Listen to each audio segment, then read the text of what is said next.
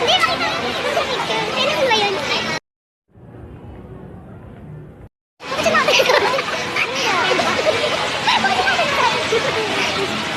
Guys, nakita na po namin yung Pimi Mackie. Let's do it. Ito na po yung Pimi Mackie. Sampins ka lang. Ano ba ka pwede doon? Dito pwede. May ganun po kayo? Ha? May ganun po kayo?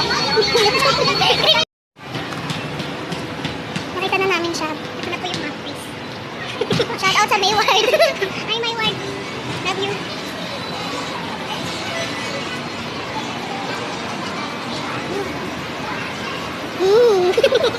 Kasi may tumambling tayo dito.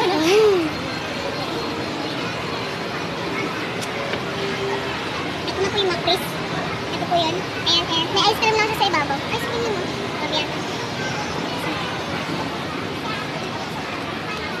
Ito na yun. Saka lang. Ay, hindi pala sa ibabaw. Sorry. Ay, sorry. Katangahan. Ito gusto ko talaga mag-vlog. May manonood kaya may mag-subscribe. Yung mga pinagagawa kong kalokohan sa buhay. Muso. Dito ako yun. Ano ba yan? Mabalik tayo dito. Hindi ako tinitignan.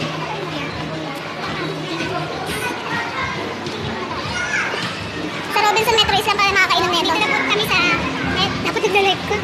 Ganun, ganyan ang mapatay. Dito na po kami sa Victory. Oh my God, make it please. Mag-adjust ka daw bakla ka. Pupunta po kami ng time zone. Nakakangali pa lang ginagawa ng mga vlogger na nakaganon lang. Isa tayo.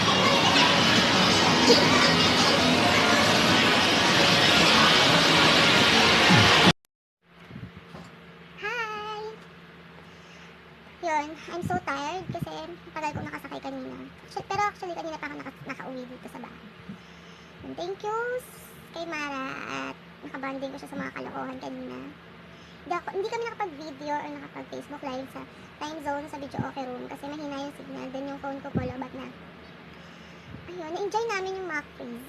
Actually sa SM Marikina talaga kami nagkita. Then wala dun sa McDo dun yung Macfreeze. Ang daming Robinson, meron. Then tinanong ko kung meron po kayong ganun? Meron po kayong ganun?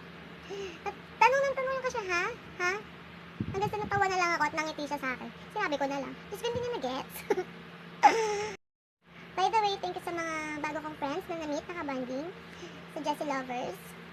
Especially kay Jessie Corpera na open makipagkita sa amin lahat. Sa lahat ng Jessie Lovers. Thank you sa time.